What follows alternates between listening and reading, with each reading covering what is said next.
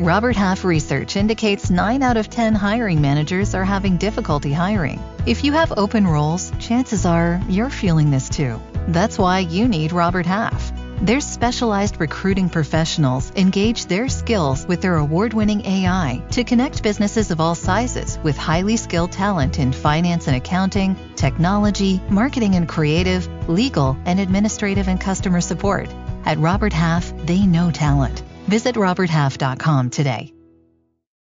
Bonjour. Your day looks like it could use a quick escape, say, to France. Head to La Madeleine for a taste of France without the flight. Indulge in a salad sampler paired with a refreshing drink for just $9.99. Garden fresh ingredients in La Madeleine's cozy French cafe that feels right. Choose from 3 freshly made salads and add an iced tea or fountain drink for just $9.99. In store only, and hurry, this delicious deal won't last long. Visit La Madeleine today and experience a taste of France. Welcome to this week's Harness Racing Alumni Show. I'm Freddie Hudson, and I'm here today with Trade Martin, Bob Marks, and Andy Cohen. This week's show is brought to you by Capital South, LLC, a Washington, D.C. lobby and public relations firm headed by Washington, D.C. top lobbyist Marty Irby. For more information, call or text 202-821-5686. Once again, that number is 202-821-5686. Capital South, LLC, Marty Irby. The Harness Racing Alumni Show is the #1 harness racing podcast in North America. We have sponsorships and advertising spots available. For more information, email rrtrotten@outlook.com or visit ustrots.com. The statements and opinions of our guests are their personal opinions and beliefs, and it does not necessarily represent the opinions of the Harness Racing Alumni Show or of its host. The Harness Racing Alumni Show with your hosts, Freddie Hudson and Trade Martin. On this week's show, Hall of Fame journalist Jonh Berry will interview longtime harness racing advocate Tim Finley. Over to you, John. Well, thanks so much. And Tim, it's a great honor to be chosen as the one to speak to you on this show. You have a long and storied career in harness racing, driver-trainer, going back to the late 70s, some training wins. What got you interested in the standardbreds? Well, first of all, thank you guys for inviting me. It's my pleasure, and I'm very honored. Okay, I grew up in Massillon, Ohio. I'm going to try to make this short and brief, but I have to, tell you the whole story for you to really appreciate it. I didn't know anything about racing, but I grew up close to the Amish country. I had a friend who was an Amishman who had left that particular faith or whatever you want to call it, and he wanted me to go in with him on a racehorse. Well, I thought he was talking about a runner, but he took me down to the family farm, hitched up a horse that they were thinking about sending to the track. I got in the buggy with him. We went down the road, and I immediately got goosebumps, and I said, how much do you need? And I wrote the check right then. I mean, I knew it was for me, and I've been doing it ever since. And love every minute of it. Wow. Well, Tim, I miss the days when drivers and trainers held that all-important stopwatch in their hands, trying to get to the 3/8 and 48 seconds. And these days, they get there in 40 or 41, 35 or 40 lengths faster. How did that happen? Well, you're kind of asking the wrong guy. I think it's personally breeding and drugs. Okay. Well, you become a warrior, kind of a catalyst on behalf of the standardbred, and safety on the racetrack being one important item. As we all have witnessed, there's a drug problem in the world today, and harness racing has not escaped the problem. Is there a way to clean up the problems associated with illicit medications? No. Well, that was a one-word answer. Well, I mean, okay. People can be evil, particularly when it comes to money. and people will cheat when it comes to money. And drugging a horse is pretty easy. And so far it's been easy to get away with. And I think there are trainers out there that are going to continue to push the envelope. And let's take, for instance, Rene Allard. He's in prison. I still think he's running his operation. So putting him in prison with Fishman and all those other guys, by the way, I know them all, most of them, I don't think really did anything. But I don't think that the drugging is what is causing the demise of the sport. I think it gives it a black eye, but I think there's too much time and energy spent on trying to clean it up and not enough time promoting what a beautiful sport it really is, despite the fact that there are problems. But okay, well, I was just going to ask you, if there are other things that need to be addressed as well, what do you see as those things to save and grow the sport? Okay, first, very blunt, and I've never heard anybody say this except me, it's boring. Hey, you love it, John. You guys all love it. I love it. I get goosebumps talking about it. But we've had dogs in the fight. We still have a dog in the fight. Okay? We know how it works. We know the beauty of the animal. We know the big trainers, the rich guys. We know the poor guys that are out there trying to make a buck. And so we understand it. But actually, people who have never been exposed to it find it boring. Now, believe me, because I've been in it 50 years and I've tried to recruit people, and I've taken them to the track and invited them in my home recently to watch it on TV. And they say, well, if you ever get into a partnership on one of those real racehorses, let us know. But we're not really interested in kart racing, okay? And they call the drivers jockeys, and they have no idea what the difference is between a pace and a trot. And I watch racing a lot, particularly in Meadowlands, and by the time they hit the quarter pole, there was 120 feet between the lead horse and the horse that's in the back. That's not exciting. The only excitement comes maybe when somebody begins to pull and then they get a little cover and you think, well, maybe I got a shot at this. And then when they go across the finish line or reach the 7/8 pole and begin to get excited, okay, here we've got 20 minutes involved and only 15 seconds of excitement. Now, that's not what you'll find in a casino. You walk in a casino, you're going to have excitement from the time you walk through the door until the time you leave. And unfortunately, the standard bred industry just has really missed the boat. Well, I don't think there's anyone who loves a standard bred breed more than you, but, you can't do it alone. After all, you can't climb Mount Everest without the Sherpas helping. What do you think we need to you're the catalyst. What do we need to get people really riled up and say, hey, let's go and climb Mount Everest for harness racing? Okay, we need a leader, number one. Number two, we need a think tank of like-minded people who are very creative. Stevie Wynn, everybody knows him from the casino industry. They called him the man with the plan. Okay, and he's tearing down a $200 million casino, or his company tearing it down. Put up a new casino. I mean, they get out there and they do it. We have talkers. We don't have doers. And I would love to be part of the doing, but it seems like I have too many people working against me. Too many people dislike me because I'm outspoken. Probably a lot of people are going to get mad at me because I call the sport boring. But, hey, let's be honest about it, and let's build a team of people who really want the thing to go. Well, that would be a dream come true. There's no doubt about that. But there are a couple of things that I want to ask you about. One, when some of these tracks have 35% bites on some of the exotic bets, how do you get around that when the casinos say, hey, we pay 94%?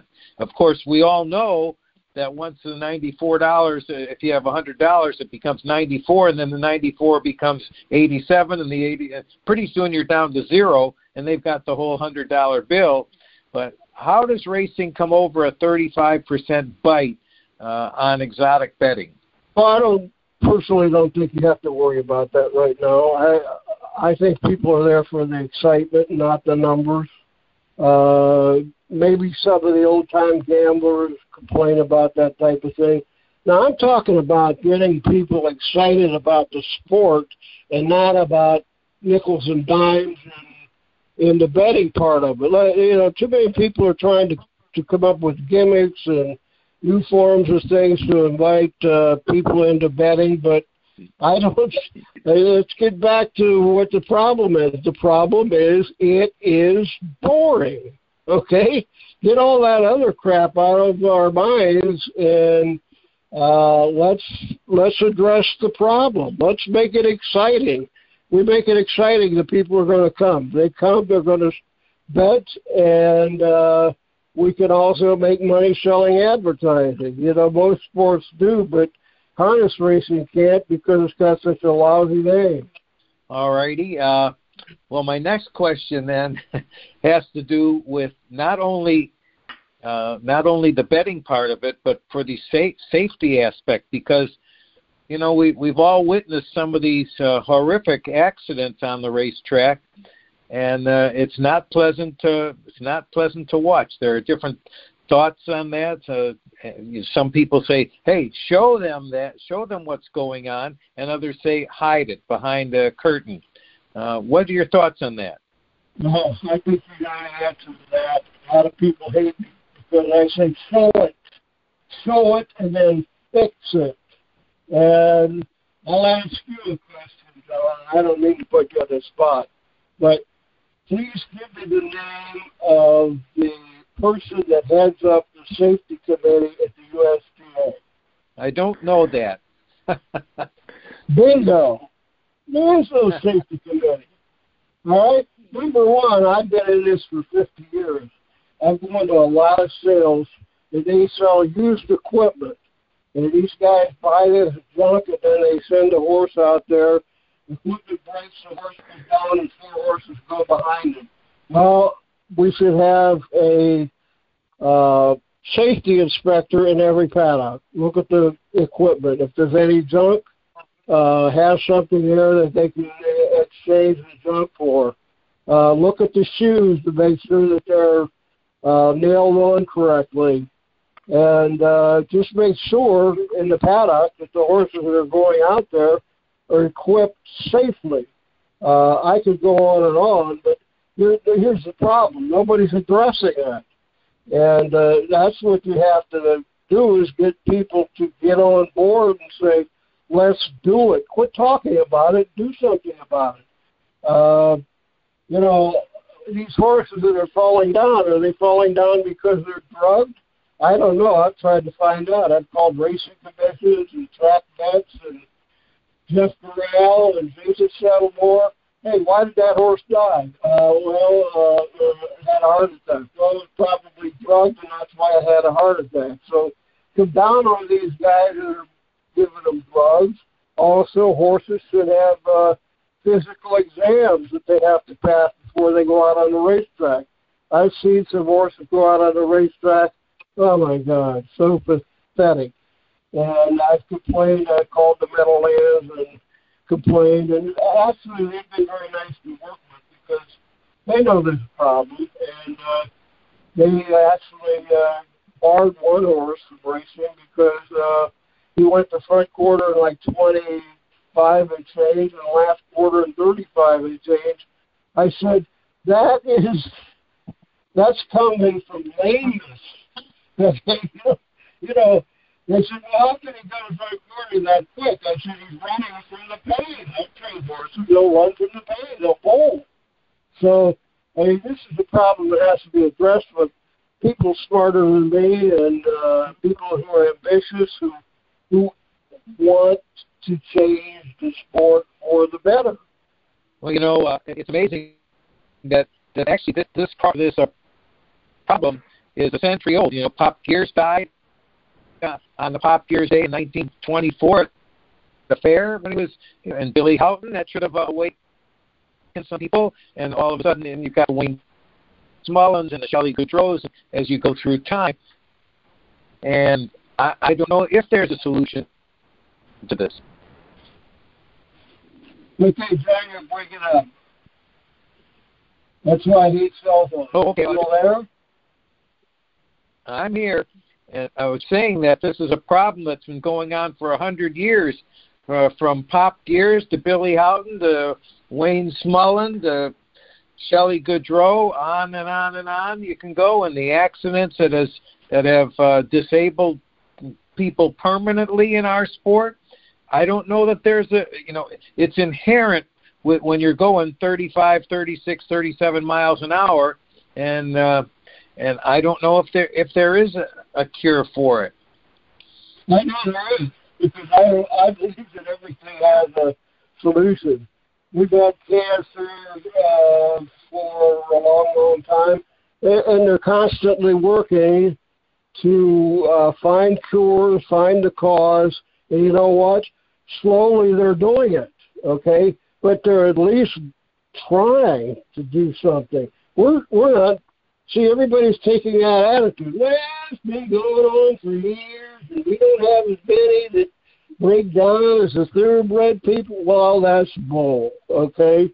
Get out there and do something about it, for God's sake, instead of accepting the status quo. I got criticized for being a perfectionist a couple of weeks ago by a well-known, really smart guy in the standardbred industry. Yeah, I am a perfectionist. I was a stockbroker by trade. When I recommended a company, I made sure I knew what the management did and how well they did it. And I would not recommend a company where the management just accepted the status quo. I looked for people who were perfectionists, who ran their companies like that. Wendy's, I sold the first share of Wendy's stock. Why? I knew Dave Thomas. I knew he was a perfectionist. 9th grade, okay? That's all the education he had. But he went out and he did it. Just do it. It's that simple. Just start somewhere. Sure. Even yesterday, somebody said the market was down 1,000 points, and the only thing I could say, listen, if you're interested in markets where prices do nothing but go up, try the supermarket, not the stock market. These things happen. So. Yeah, I know. I'm still in the market, and I sold some stock last week because I thought we pretty well had hit the top, but I wish I'd have sold more. But a stockbroker who handles his own account has this wolf for a client. Well, Tim, I'll tell you something. There are a lot of people that salute you for what you're doing, and I personally think it's fantastic, but we got to get you some Sherpas to try and get this thing done, and we will all try and climb Mount Everest for the benefit of our great sport, which we love so much. So we'll close it up here and say thank you, Tim Finley, for spending the time with us, and we thank you for your efforts on the great sport and the great breed of the standardbred. Thank you. All right, thank you, Tim, for joining us. Now, over to Andy for this week's Keeping Pace Weekly Update. Thanks, Fred. I finally got in touch with Lisa Lazarus, the ISA executive. We talked a little bit about the budget, the cost to horsemen and so forth, so I'll have that as a feature in the upcoming Keeping Pace column at Pollock Report. So hopefully folks will take a look. It will be posted Monday morning. Thanks, Fred. Have a great show. Have a great weekend. Thank you, Andy. The Harness Racing Alumni Show is the #1 harness racing podcast in North America and is listened to worldwide on multiple platforms, including Spreaker, iHeartRadio, USTrots.com, HarnessLink, Google Podcasts, and many others. To our audience, thanks for listening, and please join us again next week. The Harness Racing Alumni Show